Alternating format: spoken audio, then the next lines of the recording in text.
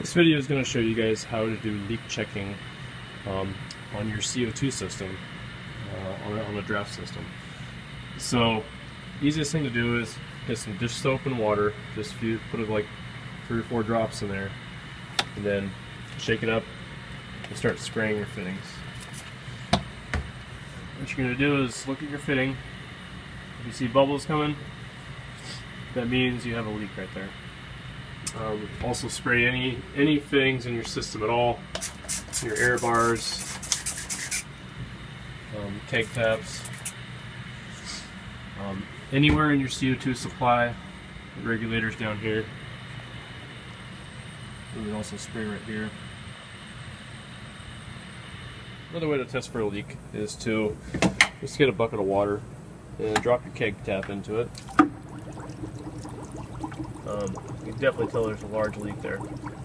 As you can tell in this video, I mean, we can definitely hear the leak coming from that fitting, but it's not always, you can't always hear the leak, because imagine if this keg cooler was on and the fan was running, air's blowing around. If the air's blowing around there, it's going to be really hard to see the bubbles if you're spraying soapy water.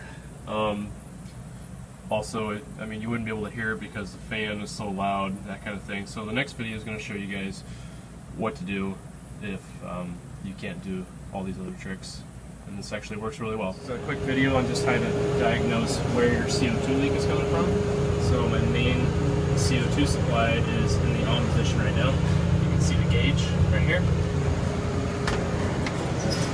And I have all my secondary shut-offs and the air bar shut off. So what I'm going to do is I'm going to turn them one at a time, just go on and off, and I'm going to check the regulator in here. So checking 1 and on off, 2 on off, 3 on off. It's actually 4, but you see how it's pressurized right there? That means that you lost CO2 somewhere from your line into your keg, or your keg tap out of the keg. But the important thing to note is that you don't dispense any beers while you're doing this test. Make sure the kegs are fully pressurized. We're going to replace the CO2 line. It did have a splice in there. I thought that was the cause of the leak, but it was actually, you see how there's no O-ring in here? Well, there was no O-ring in there. Actually, for this type of keg tap, you need a duckbill valve in there. That's where all the leaking was happening.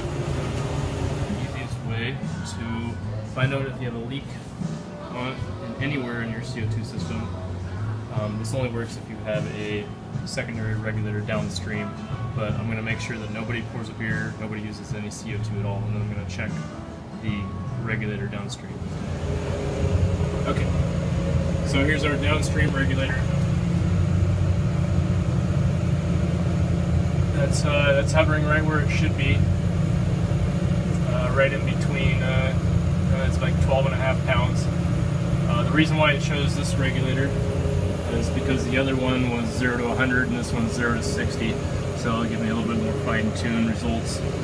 The best thing to do would actually be to leave it overnight and untap all your kegs and verify that it didn't drop a single pound overnight.